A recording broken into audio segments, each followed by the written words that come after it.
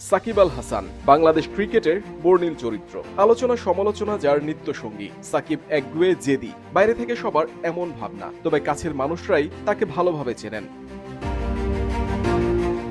সাকিব প্রশংসিত লাহোর কালান্দার্সেও, ফ্র্যাঞ্চাইজিটির মালিক অভিভূত তাকে পেয়ে। শুধু দুর্দান্ত পারফর্মার নন, মানুষ হিসেবেও সাকিব মুগ্ধ করেছেন সামিনকে। পিএসএল এর ১০ম আসরে ফাইনালে ওঠার পর লাহোর ড্রেসিং রুমে উচ্ছ্বাস ছড়িয়ে দেন মালিক সামিন রানা। খেলোয়াড়দের প্রশংসায় ভাসাতে গিয়ে আলাদাভাবে স্মরণ করেন বাংলাদেশের সাকিব আল হাসানকে। লাহোরের মালিক জানান, সাকিব, দল আপনাকে পেয়ে সম্মানিত। দূর থেকে দেখে অনেকে ভাবে আপনি রাগী, মালিকও তাই ভেবেছিলেন, কিন্তু সাকিব যেমন ক্রিকেটার তার চেয়েও ভালো একজন মানুষ, এটা দেখেই মুগ্ধ হন সামিন। সাকিব বিশ্বজুড়ে নন্দিত একজন, যার দলে থাকা সতীর্থদের আত্মবিশ্বাসের কারণ। বয়সের ভারে পারফরমেন্স প্রত্যাশিত না হলেও ড্রেসিং রুমের পরিবেশ অন্যরকম থাকে। সাকিবের উপস্থিতি সাহসের সঞ্চার করে।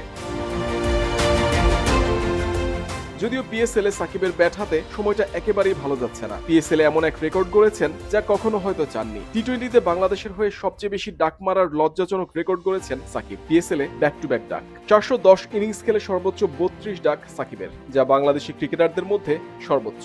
31 ডাক মেরে পরের অবস্থানে সৌম্য, খেলেছেন 232 ইনিংস। বাংলাদেশের অন্য ব্যাটারদের মধ্যে ইমরুল কায়েসের ডাক সংখ্যা 22, তামিমের 20, তার পরের অবস্থানে থাকা মুশফিকের ডাক 19।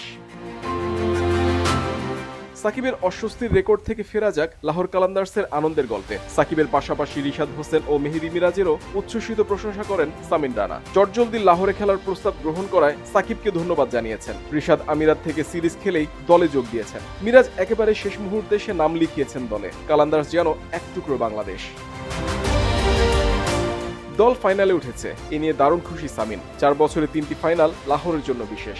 অনেকেই ভেবেছিল এবারের আসরও হয়তো লাহোরের জন্য হতাশার হবে, কিন্তু প্রত্যেকেই নিজ নিজ দায়িত্ব নিয়ে লাহোরকে ফাইনালে তুলেছে।